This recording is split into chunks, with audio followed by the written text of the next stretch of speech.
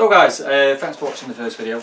You'll have to excuse me, I've got dirty hands. I've not long finished work. I'm doing what I normally do and grabbing the odd hour here and there in my man cave, getting some boards and done and painting done in the little bits of time that I'm able to snatch here and there.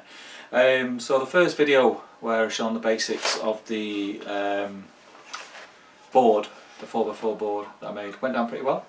It seems that people would like to see where I go from there, and this is really something that your only limitations is your own imagination, really, so you can go as far with it as you'd like, or you can keep it as basic as you'd like. I'm going to show you some things that are, how can I say, pretty universal. So I'll show you things that I'm going to be putting on this board, which is the one that I put together in the video, and then you can take them and either make a bigger version of them, smaller version, you take something from it and doctor it to your own ideas, and hopefully you'll get a few videos out of it and you'll enjoy it. And if it's something that I carry on getting good feedback from, then I'll keep filming them and I'll do some more, and I'll do boards that have ruins on, boards that have buildings on, boards that have villages on, whatever you'd like. Doesn't necessarily have to be Middle Earth or fantasy themed. We can go post-apocalyptic. I'm hoping to do some post-apocalyptic things for James Baldwin's game, Drowned Earth, when I get my hands on that, so I can get some games on a board that looks cool. I can do some futuristic stuff for Warhammer, 40k, things like that. So yeah, I mean, we can go pretty far with this. It just depends on you guys. If you want to see it, I'll do it.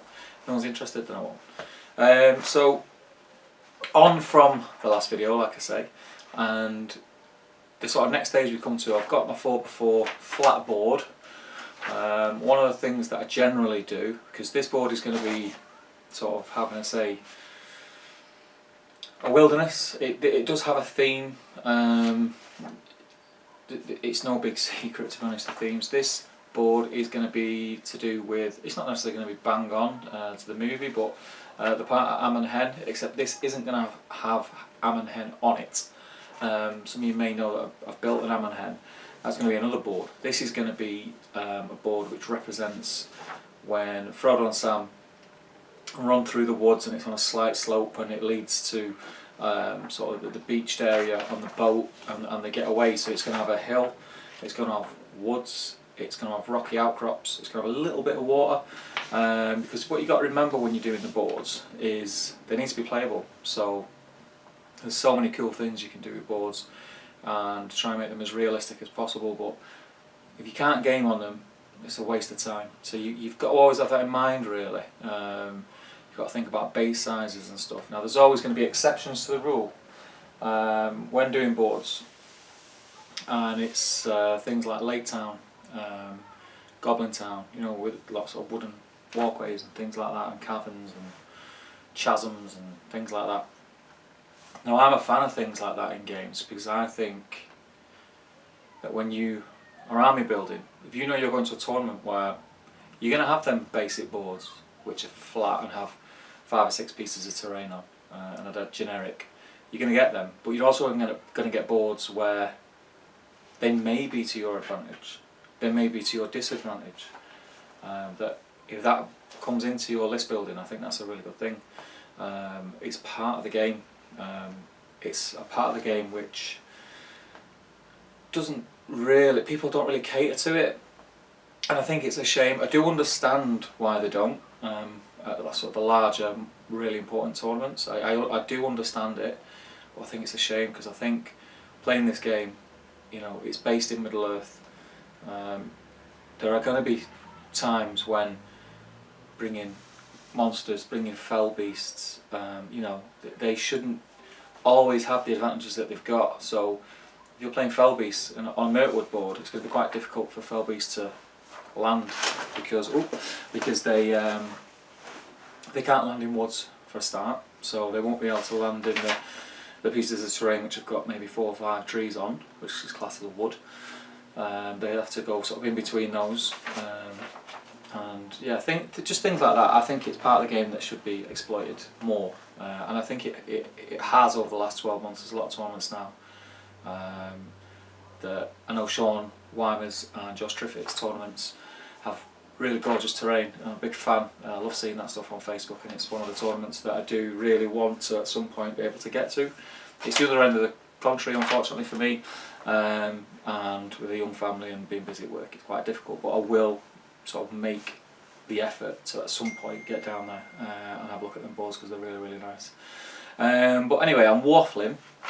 So the next stage from building the board, what you need to do is you need to either have in your head what you want the board to look like, should I say, or do what I do, and I draw very easy diagrams.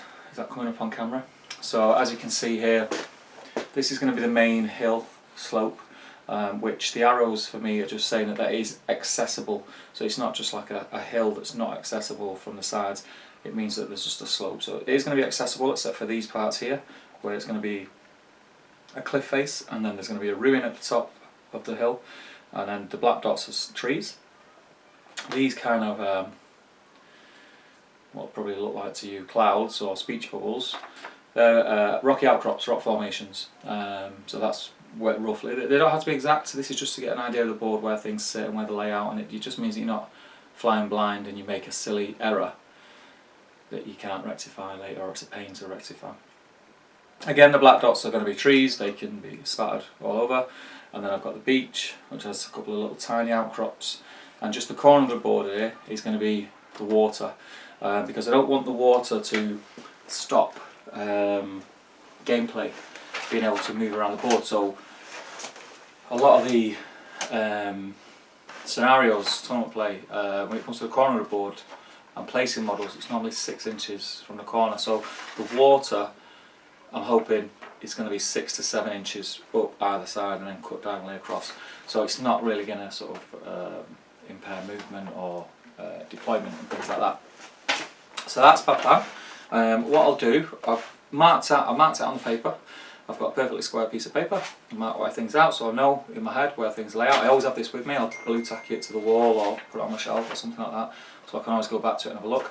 And this could change on the fly, which things quite often do, but it's good to have just as something to go back to.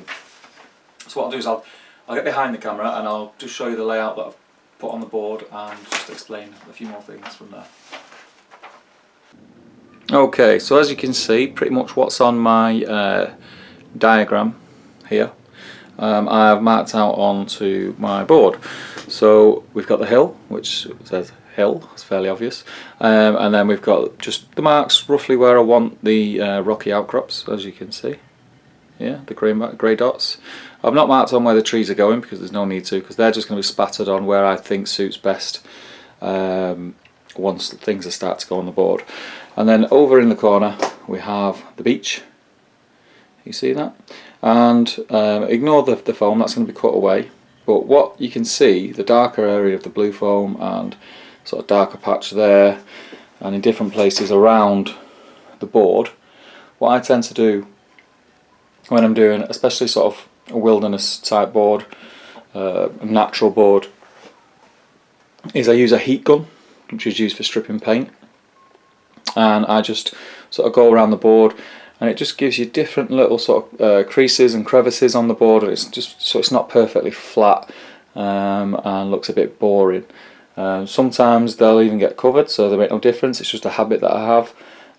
Once the insulation board is on the timber baseboard, I then just go around and just make little indentations and things, and it's a lot easier than cutting out. It's a lot cleaner.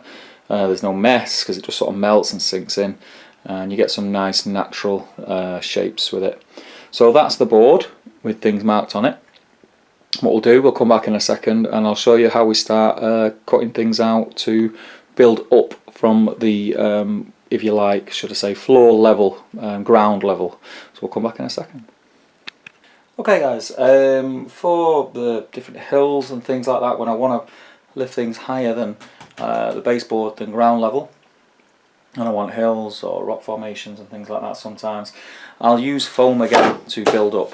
Now You can use the green foam if you like. This is a lot thinner. It does come in different sizes, so it goes up to about 100 to 120 mil thick, but it gets quite expensive. So what I tend to use as a build-up is either the cheap polystyrene white stuff that you get in packaging with boxes, which is made out of like little balls and it's all pressed together, because it's going to get coated anyway. It's no good for modelling with that, but for just using as a packer and building up shapes, it's great. Or I use this, and again the reason I use this is because I use it at work. It's Kingspan insulation. I actually use this for floors. Pour concrete over it and it's what insulates your floors. You can get this quite cheap, and I've seen a lot of people on the internet who raid building site skips for offcuts and things like that, which is great because it's free. Now it always comes with a silver backing. This is just a moisture resistor. It pulls off, normally comes off in one. I used to throw this away and then I found another use for it. I'll do another video on it another time, but store this if you can. It can be quite handy for terrain building. I'll explain that another time. So yes, you take the paper off and it's foam. This is a lot more dense, and it's got a different sort of feel to it than this foam. This is more together and solid. This comes apart a lot easier. You can pull it apart with your fingers a lot easier and things like that, which is great for when you're doing rock formations, because you can break it off and you get like a nice natural rocky effect. So I do a lot of rocks with that as well. So big pieces that have, if I want bigger boulders and things, I'll probably do that at some point on this board, so I'll show you that. So this is the stuff that I use to build up, as you can see. Now, the first hill I'm going to do is the main one, because it's the biggest part of the board, and I want to get it out of the way, and I can start using that to work around. So what I've done, I've got myself a big piece. This is 600mm across, and it's going to sit in the corner. So what I've done, as you can see, I've took it at 45 degrees, so that has created a 90-degree angle, and that is going to sit right into the back corner against my upstands, like so. And then what I'm going to do is all this front edge round to about here, and the same on the other side, is going to be beveled off and smoothed, so it becomes a nice gradient up that models will be able to stand on. And it's so what you got to do when you're doing things like this, make sure it's not too steep. So there will be a lot of this coming off. As it gets down to the tip, it's just, again, it's going to blend into the ground. So the highest point is going to be at the back here, and the reason for that is I don't want a big daft chunk of terrain here in the middle, which is too high for models to get to and play on. It's taking up too much of the table. So really, by the time I've finished with this, the height will probably only be in this corner area here, and then it'll start to gradually slope down to nothing. So what I'll do is I'll go away and do that, and we'll come back once that's stuck on, and I've got a few other little bits of rock formations on, but they will be done exactly the same. I'll show you how they're done, and we'll go on to the next stage. So yeah, I'll see you in a second. Okay guys, so as you can probably see here now, I've got the rough shape of what I want. I've left this edge here because I'm going to make this into a rock face. So it's going to be a rock face. I've got a slight one on this side as well. The rest of it I've cut and blended down, going down into the ground level. This was cut with, actually I'll show you what I used because it's so handy. It's a kitchen knife, and you'll find when using foam for rough cuts, this is probably the best thing you'll get, because these are great, but when you're cutting foam, the blades go blunt very quick, and blades can be quite expensive. But the good thing with this, it's got a serrated edge, so you can saw through it basically, but because it's a longer blade, if you're using thick stuff, you can get right through and deeper. And all you're doing is you carve it up, and it's kind of like carving a doner kebab. Excuse the phrase, but it is. All you do is you roughly cut the shape you want, and then what you'll have, you'll be able to see all the ridges where you've cut, and all you do with your knife then is you just carve all them points and edges where the two cuts join. You'll know what I mean when you're doing it. And once you get roughly the shape that you want, you then go over it with sandpaper. I used a palm sander just for speed, but if you don't have a palm sander, it's fine. Don't go out and buy one. Just buy some cheap sandpaper from the pound shop and just do it by hand. It's fine. You can wrap your sandpaper around maybe a small piece of wood and use that as a sanding block. Roughly get what you want. I've checked that all models can stand up at every point of this, barring these edges here, which are going to be covered in bushes and brambles and rocks anyway, so they're going to be impassable. What you'll always get with this, like I said, it can be quite bitty and frail around the edges, is, I don't know if you can see, it's kind of how rough that is, and it's not a smooth gradient. It's like a step. So what we're going to do is we need to smooth that out. We're going to get some cheap multi-purpose filler, polyfiller, and what I intend to do with this is I water it down slightly so it's like a slop, yeah, and I also put a little bit of grit in there because it helps when it sets, gives it a bit of strength, and also a glug of PVA, again just to help with that strength when it sets. Give it a good mix, and that's what I use. This is actually probably a little bit thinner than what I'd normally use, but it'll still do the job. And all you want to do, get yourself a spatula, and you don't have to be neat here. Yeah, you're just making that step disappear. You're putting the filler on so that it becomes smoothed into the ground level, and you do that all the way around. Keep going.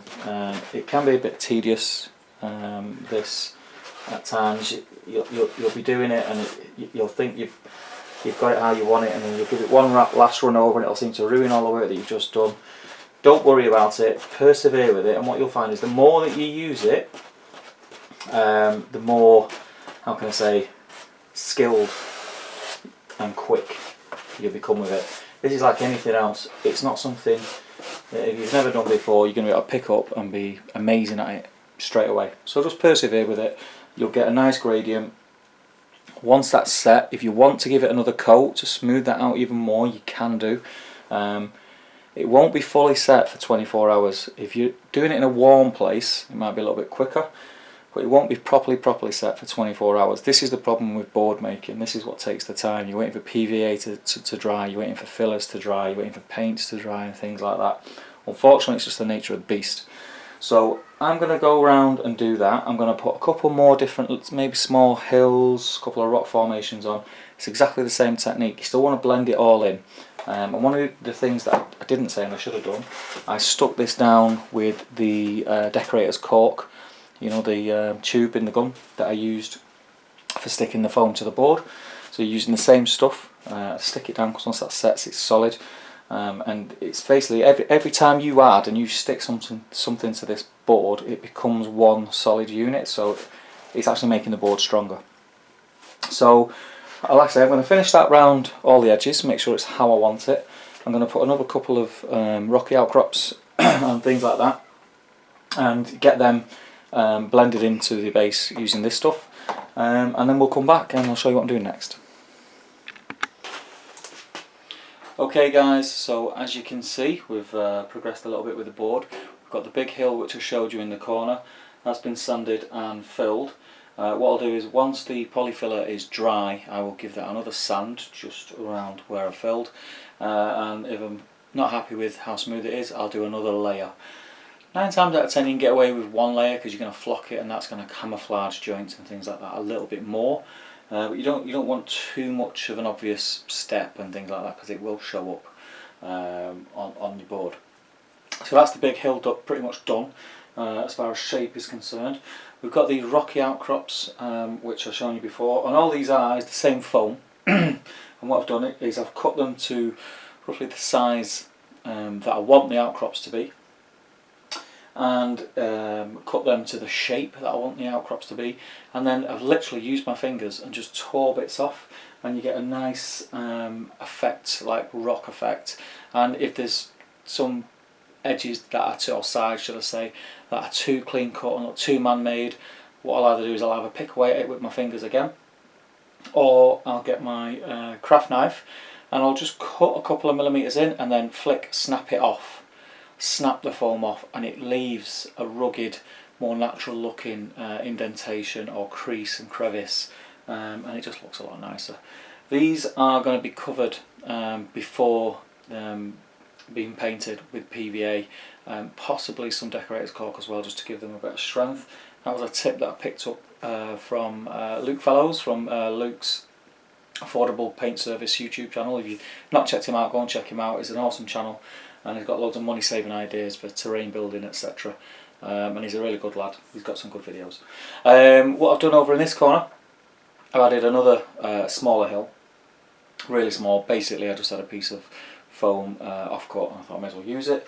Over in this corner we have, which is going to be the water area where the boat is, and this is going to be a beach, and I've just put some filler in, as you can see, and smoothed over where I melted the green foam down with the heat gun, because sometimes it bubbles and you get some little things like that, so I want that as smooth as possible.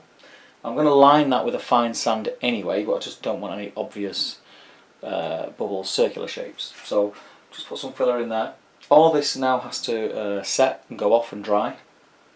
Once that's done, we're going to whack a layer of PVA on over the rest of the board, and then we'll have a look at it. So we'll come back once that's done. Unfortunately I won't be able to get that done now, so it's going to be tomorrow, so I'll probably be in a change of clothes, etc. So to you it will be a couple of minutes, to me it will be 24 hours, so I'll see you then. Hey guys, and here's another update on the board. I've just finished work, so I've just come in before the kids and the wife get home and I have to make tea. I've decided to just have an hour and get a few bits and bobs done on the board. I might get another hour this evening, but we'll see how we go. All the filler is now dry, and what I'm going to do with that is, it's actually feel quite nice, that. So I'm going to run some sandpaper over this, and over these parts, and wherever I put filler I'm just going to run sandpaper over and get it all nice and smooth.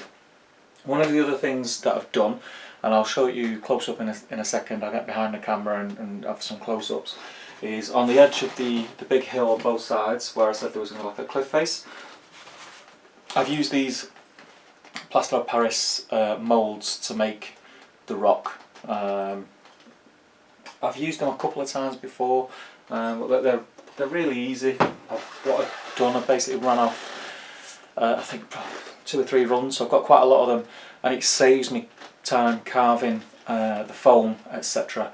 So that's obviously, anything that saves me time at this stage is a big plus. So you can use things like this to make the rock faces on your hills, or you can just carve into the foam, which is what I've done with these ones and the 2 over there. They will get coated in an acrylic filler and painted to look like rocks, but if you want to use things that are a lot easier and save you on carving time, these are great. And I think these are from Woodland Scenics. They do loads and loads of different moulds, so you can, all your rock faces don't look the same. You don't have to buy them, you know, if you're doing it on a budget. What I can suggest that you do is, there's a technique where you get tin foil and you scrunch it up into a ball, and then you open the tin foil back up, and you can use that for your plaster of Paris. Pour plaster of Paris onto that, make it into a slight bowl shape, obviously, so your plaster of Paris isn't going to pour everywhere. Let that set, and that'll give you a nice finish, rocky effect from the tin foil. I may do a video on that at some point, but there's plenty of videos on YouTube. I think Mel, the terrain tutor, has done a video on that, so check his video out if you've not seen it, because it is quite interesting and it saves you a couple of quid. But yeah, that's it. So I'll get behind the camera, I'll show you some things close up, and then we'll move on from there. Okay, so as you can see, that's the plaster of Paris rock faces that I've used on the side of the hill, and then obviously we've got the filler with the grit in it, which just smooths out onto the surface of the board itself. We've got the foam rock formations, rocky outcrops, which again, they're going to be coated, and then I will make additions to that. I'm going to put some more little smaller rocks around the bottom, around the base of these, and just make them look more natural. So we've got those, and then over here on the beach area, let's have a look, we have got, let's see if I've got a picture I can get that, just some scenery from the movie, some ruins. And this, I'm not sure exactly what it is. It looks like something that you'd moor a boat to. I think that's what it is supposed to be in the film. And I've just done a quick mock-up carving out of the green foam off that. So this is going to be the water area coming up onto a beach, and then that secondary line there is where the beach is going to end. So I'm going to blend all that in, and then I'm going to do a slight path, sort of a rugged walkway path up the centre that goes up the hill. This is based on the scene from Am and Hen, where Frodo and Sam go away in the boat, and the Fellowship splits up. But it's not going to have Am and Hen up here, which you would think a lot of people on Facebook thought that it was going to have. Because I've already done Am and Hen. I've done Am and Hen last year, and I still have that terrain piece. So I'm going to have a board at the scouring which is basically around that terrain piece. This is based on the part of the movie where Frodo decides to run away. So there's going to be like tree lines coming down the hill all around here. And it's going to make it a nice playable board. We've got the water effect here in the corner, which is a very, very small part, so it's not going to impact on gameplay. And that's the plan. So I'm going to crack on now and get a lot of this sanded down, and I may come back in probably about half an hour if I have enough time to start coating these rocks and showing you what I'm doing with these before I PVA the whole thing. I will do that, so I'll see you in a second. Hey guys, we're on to the next stage. So as you can see, I've put all the filler down. It's all nice and dry now. I've run the coloured bits, you can see, like the dark hill. Basically that was just PVA that I had in a pot that had a little bit of colouring in it off another project, and I just used that. So that hill's just been PVA'd. These have been cork, acrylic and PVA'd, the rock formations. Again, just filled over the hill. Got a couple of little detail pieces that I've done on the board, and I've covered them with masking tape because I don't want the detail to get obscured by the paint.